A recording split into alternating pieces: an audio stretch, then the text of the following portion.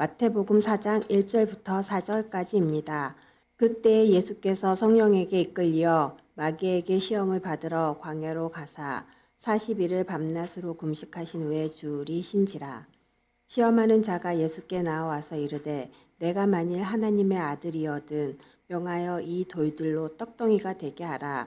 예수께서 대답하여 이르시되 기록돼 있으되 사람이 떡으로만 살 것이 아니요 하나님의 입으로부터 나오는 모든 말씀으로 살 것이라 하였느니라 하시니. 오늘 본문은 마귀가 예수님을 시험하는 이야기입니다. 예수님은 공생애를 시작하기에 앞서 성령에 이끌려 광야로 나가셨습니다. 예수님은 밤낮 40일을 금식하셨습니다. 그러자 마귀가 예수님이 몹시 시장한 걸 보고 시험합니다. 내가 만일 하나님의 아들이거든 명하여 이 돌들로 떡덩이가 되게 하라. 이것이 첫 번째 시험입니다. 하나님의 아들 예수님이셔도 인간의 몸을 입으셔서 굶으면 죽습니다. 배고픈 고통을 고스란히 느끼십니다. 마귀는 예수님의 약점을 파고들었습니다. 떡덩이는 생명을 이어주는 음식을 상징합니다. 모든 생물은 음식을 먹어서 거기서 에너지를 얻죠. 음식으로 생명을 이어갑니다. 일정한 시간 간격으로 끼니를 이어가야만 합니다. 그래서 인간은 일단 살기 위해서 먹고 또 다음 끼니를 위해서 일합니다. 대부분의 시간을 식량 구하는 데 쓰죠. 사냥하고 농사를 짓습니다. 지금은 돈을 벌어서 식량을 구하죠. 에덴 동산은 먹을 게 풍부했습니다. 그러나 인간이 죄를 짓고 그 동산에서 쫓겨났습니다. 땅은 인간 때문에 저주를 받았습니다. 그 후에 땅은 가시덤불과 엉겅퀴를 내서 인간에게 고분고분 먹을 걸 내주지 않게 되었습니다. 인간이 땀을 흘려서 그 엉겅퀴와 가시덤불을 걷어내고 그리고 농사를 지어서 땅의 소산을 거두게 되었죠. 창세기 3장 17절에 아담에게 이르시되 내가 내 아내의 말을 듣고 내가 내게 먹지 말라 한 나무 열매를 먹었은즉 땅은 너로 말미암아 저주를 받고 너는 내 평생에 수고하여야 그 소산을 먹으리라. 아담과 하와가 뱀에게 유혹을 당할 때는 배고프지 않았습니다. 뱀이 금지된 단 하나의 나무 열매를 탐하도록 유혹했죠. 하와가 선악을 알게 하는 그 나무 열매를 쳐다봤을 때 먹음직하고 보암직하고 지혜롭게 할 만큼 탐스러웠습니다. 그 열매를 먹는 날에는 반드시 죽으리라고 한 하나님의 엄한 경고에도 이 먹고 싶은 유혹을 뿌리치지 못했습니다. 하나님의 말씀을 어기고 그 열매를 먹었죠. 죄를 짓고 말았습니다. 예수님은 이때 지은 이 원죄 문제를 해결하기 위해서 오셨습니다. 그런데 예수님은 훨씬 더 가혹한 조건에서 이 시험에 맞닥뜨렸습니다. 예수님이 광야에서 40일이나 굶으신 거죠. 사실은 그냥 굶은 게 아니고 금식하셨습니다. 금식이란 자기 의지로 음식을 끊는 것입니다. 금식의 목적이 다양하지만 우선 기도하기 위해서입니다. 예수님 혼자 기도하기 좋은 광야를 찾으셨습니다. 금식하면서 기도하면 훨씬 더 집중하기에 도움이 되죠. 인간은 먹고 치우는데 많은 시간을 씁니다. 음식 재료를 마련하고 그걸 다듬고 또 요리를 하고 그리고 이제 먹는 시간이 들죠. 또 차리는데도 시간이 들고 그 다음에 설거지하는데 또 시간을 씁니다. 꽤 듭니다. 하루에 3번 이걸 반복하면 깨어있는 시간 절반 이상은 먹는 데 시간을 쓰는 셈입니다. 청년부 여름 수련회를 산에서 캠핑으로 한 적이 있었습니다. 조별로 직접 요리를 해서 먹고 치우게 했어요. 이거 3번 반복하니까 하루 해가 금방 지나갑니다. 또 산이라서 금방 해가 졌어요. 준비해간 여러 가지 신앙 프로그램들을 쫓겨가지고 제대로 하지를 못했습니다. 그부터는 다시는 캠핑으로 수련회를 하지 않습니다. 금식하면은 그 먹는 데 들어가는 시간들이 고스란히 남습니다. 그러면 영성에 집중할 충분한 시간을 확보할 수 있죠. 예수님은 공생애를 앞두고 정말 비장한 각오가 필요했습니다. 공생애를 어떻게 보낼 건지 전략을 세워야 했죠. 예수님에게 주어진 시간이란 고작 3년뿐이었습니다. 예수님이 공생애 3년뿐이라는 것을 미리 진작에 알고 시작하셨는지는 모릅니다. 그러나 길지 않을 거라는 것은 확실히 아셨겠죠. 뭐부터 시작하고 어디에서 어떤 사역에 집중할 것인지 생각하셨습니다. 또 어떤 순종이 필요한지 성부 하나님의 뜻을 여쭈었습니다. 끝내 십자가란 무거운 짐을 어떻게 받아들여야 될지를 결단하는 시간이 필요했습니다. 그렇게 하나님께 집중하며 사역을 헤아려다 보니까 어느덧 40일이 흘렀습니다.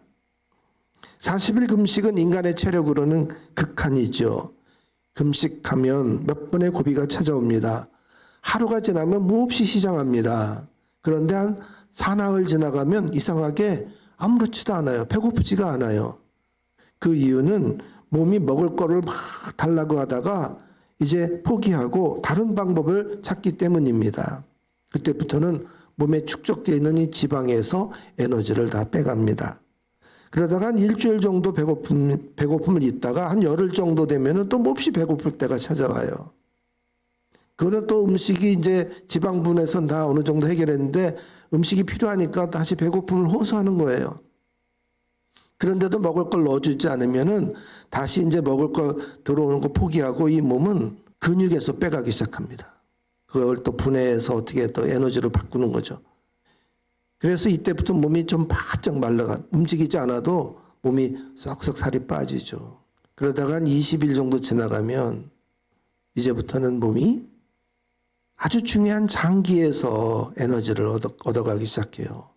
이때부터는 정말 목숨이 위태로운 것입니다. 그래서 40일 금식은 거의 불가능합니다.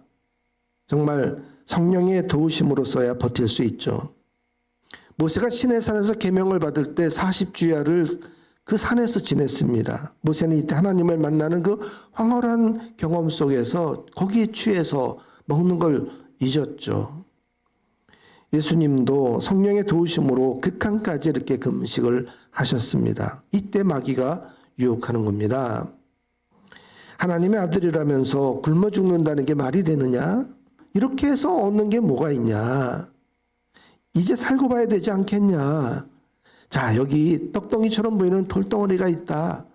네가 만일 하나님의 아들이거든 이 돌들에게 명령해서 떡덩이가 되게 해봐라. 교묘한 유혹입니다. 예수님이 당연히 하나님의 아들이신데 거기다 만일이라는 단서를 붙였습니다. 하나님의 아들인 걸 증명해 보라고 한 거죠. 아무나 돌로 떡을 만들 수는 없습니다. 신의 아들이라만 할 수 있습니다. 하지만 떡 문제를 그런 식으로 해결해 가지고는 앞으로 닥칠 모든 문제에 또 그런 식이어야 합니다. 40일 동안 굶어서 눈앞에 먹을 게 왔다 갔다 했어도 그런 유혹을 물리쳐야죠. 돌로 떡을 만들 수는 없었습니다. 예수님은 성경의 말씀으로 마귀를 물리쳤습니다. 신명기 8장 3절 말씀입니다. 사람이 떡으로만 살 것 아니요 하나님 입으로부터 나오는 모든 말씀으로 살 것이니라 하였느니라. 예수님은 떡보다는 말씀이다라고 말씀하셨죠. 예수님이 제자들과 사마리아 성을 지날 때입니다. 예수님이 우물가에서 여인을 만나서 전도하셨습니다. 이때 제자들은 먹을 걸 구하러 마을에 들어갔어요. 예수님이 시장하실까 봐 서둘러 먹을 걸 구해서 돌아왔습니다. 그리고 예수님께 잡수시라고 권했어요. 그때 예수님이 내게 너희가 알지 못하는 먹을 양식이 있다고 하셨어요. 제자들은 그 말을 듣고 예수님 뭘 드셨나 이렇게 생각했지만 예수님이 그 다음 말씀이 나의 양식은 나를 보내신 이의 뜻을 행하며 그 일을 온전히 이루는 것이라고 하셨어요. 그러니까 예수님이 사마리아 여인을 전도했고 이 여인이 마을로 뛰어들어가서 메시아가 오셨다고 또 전도했거든요. 그러면 그 말을 듣고 이제 예수님께 말씀을 들으러 몰려 사람들을 생각하니까 이제 먹지 않아도 배가 부르다 그런 말씀이셨어요. 제자들이 예수님을 따른다는 것은 쉽지 않았습니다. 그 길이 참 고달팠어요. 왜냐하면 어디선지 풍족하게 먹을 기회가 흔하지 않았기 때문입니다. 오히려 배고플 때가 많았습니다. 대부분 길에서 보냈기 때문에 먹을 게 별로 없었어요. 그저 닥치는 형편대로 먹을 걸 해결해야 했습니다. 병 고침을 받거나 은혜 받은 사람들이 뭐 대접을 해주면 얻어먹었죠. 한 번은 얼마나 시장했던지 밀밭을 지날 때 그 길가에는 밀이삭을 훑어서 먹었습니다. 하필 그날이 안식일이어서 바리새인들에게 시비가 걸렸죠. 예수님은 인자가 안식일의 주인이라는 말씀으로 수습을 겨우 하셨습니다. 제자들이 얼마나 배가 고팠으면 그렇게까지 했을까. 오병이의 기적도 보면 빈들에서 군중들이 먹을 것이 아무런 대책이 없을 때 벌어진 기적입니다.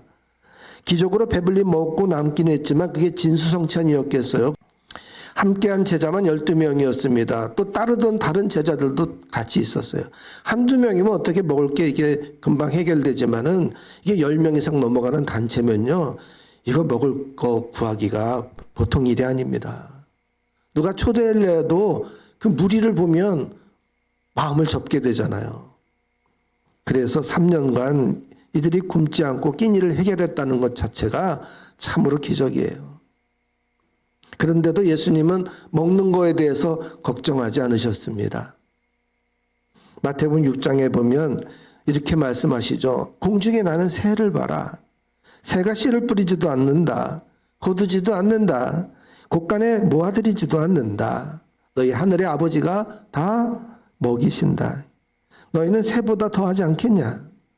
그러므로 목숨을 부지하려고 무엇을 먹을까, 무엇을 마실까, 무엇을 입을까 걱정하지 말라. 목숨이 음식보다 소중하지 않겠냐? 이방 사람들이나 구하는 거다.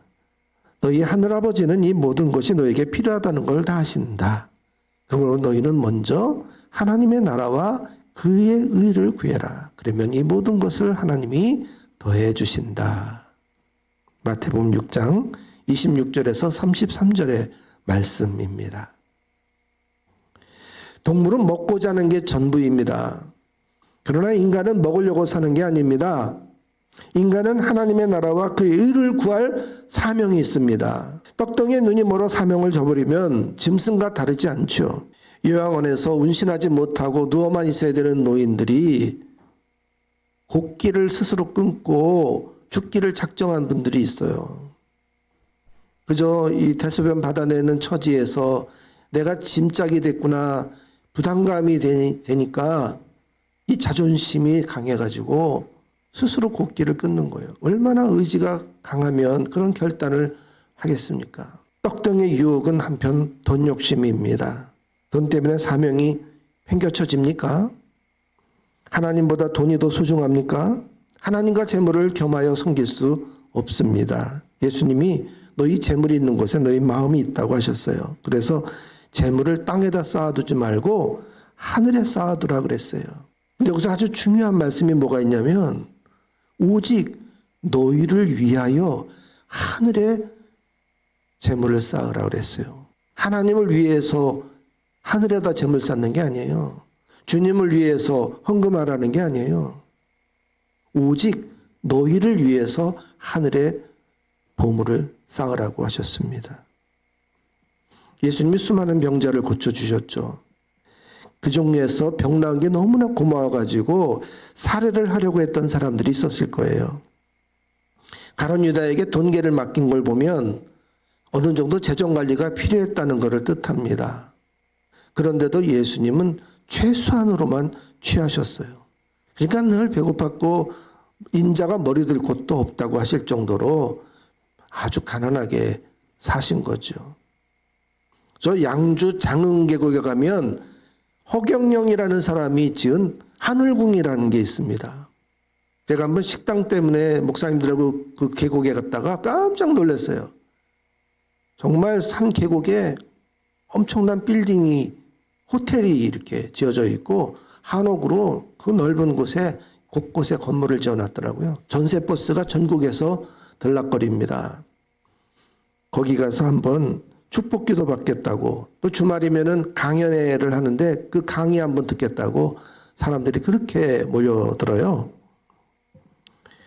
자, 한 번 축복하는데 100만 원, 기도 받는데 100만 원, 그 다음에 백국 명패라는 게 있는데 이게 500만 원. 이게 뭐냐면 천국 티켓이랍니다.